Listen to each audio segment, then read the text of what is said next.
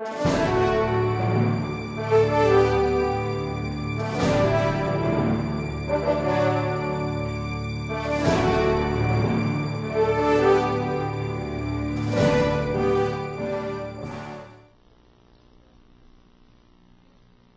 impeachment trial of Supreme Court Chief Justice Renato C. Corona is hereby called to order.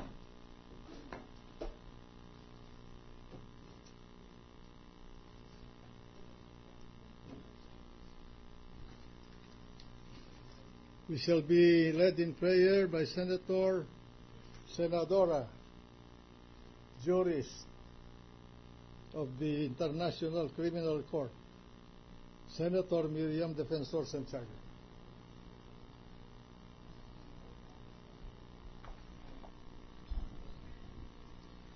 I do not ask, O Lord, that life may be a pleasant road. I do not ask that you would take from me some of its load.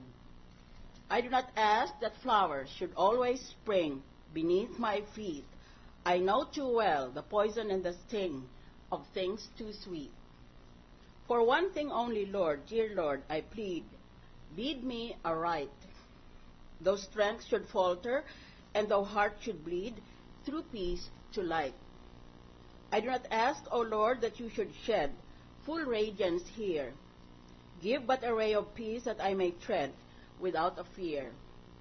I do not ask my cross to understand, my way to see. Better in darkness just to feel your hand and follow thee. Joy is like restless day, but peace divine like quiet night. Lead me, O Lord, till perfect day shall shine, through peace to light. Amen. Amen. The Secretary will now please call the roll, Senators. The Honorable Senators Angara, Arroyo, Cayetano Allen Peter Compañero, Cayetano Pia, Defensor Santiago, Drilon, Ejercito Estrada, Escudero, Gingona, Honasan, Lacson, Lapid, Legarda, Marcos, Usmeña, Pangilinan, Pimentel, Recto, Revilla, Soto, Trillanes, Villar, the Senate President. With 20 senators present in the chamber, the presiding officer declares the presence of a quorum. Majority Floor Leader. Mr. President, may I ask that the Sergeant at Arms to make the proclamation? The Sergeant at Arms may do so. All persons are commanded to keep silent under pain of penalty while the Senate is sitting in trial on the articles of impeachment against Chief Justice Renato C. Corona. Majority Floor Leader. Mr. President, I move that we dispense with the reading of the January 18, 2012 and January 19, 2012 Journal of the Senate, sitting as an impeachment court, and consider the same as approved. Is there any objection? There being none, the January 18, 2012 and January 19, 2012 journals of this court is approved.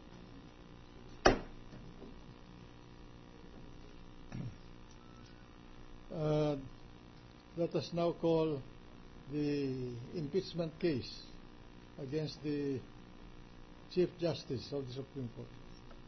Case number 002-2011 in the matter of impeachment trial of Honorable Chief Justice Renato C. Corona. The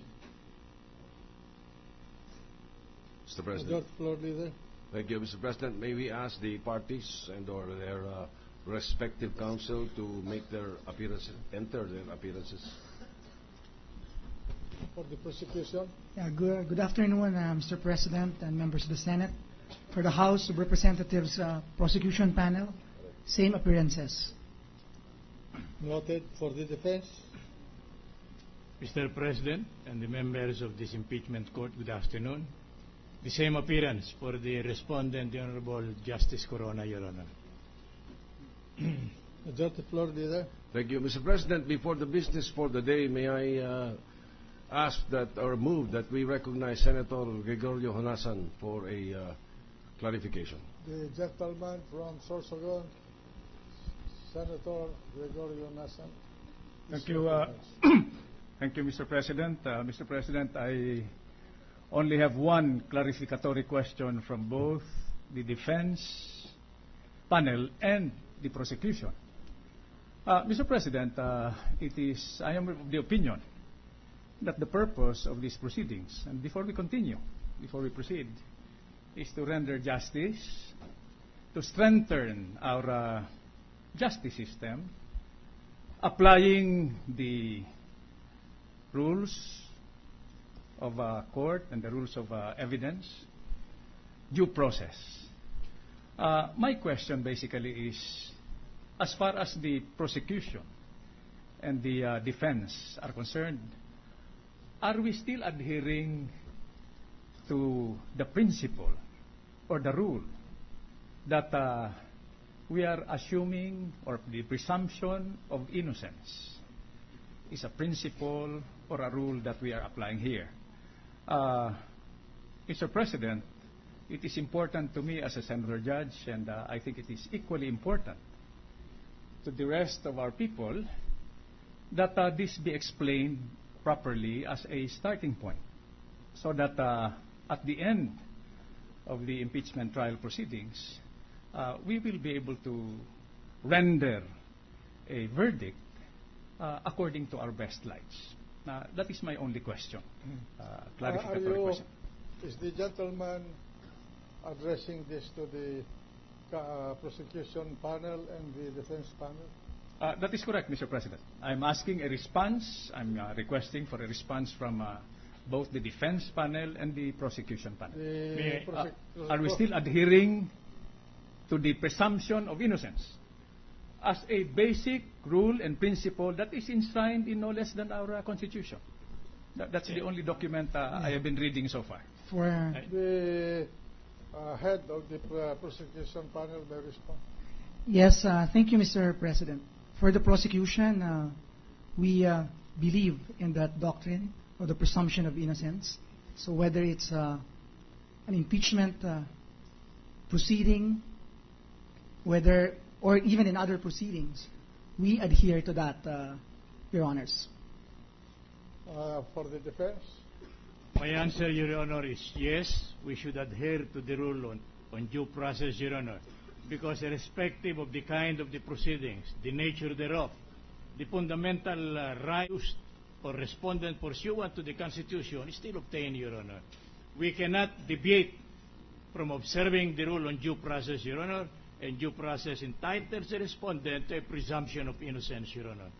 Because if we follow the various presumptions under the law, in criminal cases, it says that the accused shall be presumed innocent until the contrary is proved. In civil cases, everybody is presumed not to have committed the wrong charge against him, Your Honor. So the presumption continues, Your Honor, and irrespective of the nature of the proceedings, and whichever court is concerned, Your Honor, I'm inclined to believe, and it is my humble submission, that it is applicable or it applies, Your Honor. Mr. President, Gentleman from Sorsogon. that was the only question I wanted to propound, and it is important to me because my appreciation, my understanding of what is implied, what is assumed, what is given is, I must admit, limited. I simply wanted both the prosecution and the defense to put on record our starting point, not only for the benefit of the senator judge, but for the benefit of our people who are observing this process. If we follow, Your Honor, the rule, may I continue, Your Honor?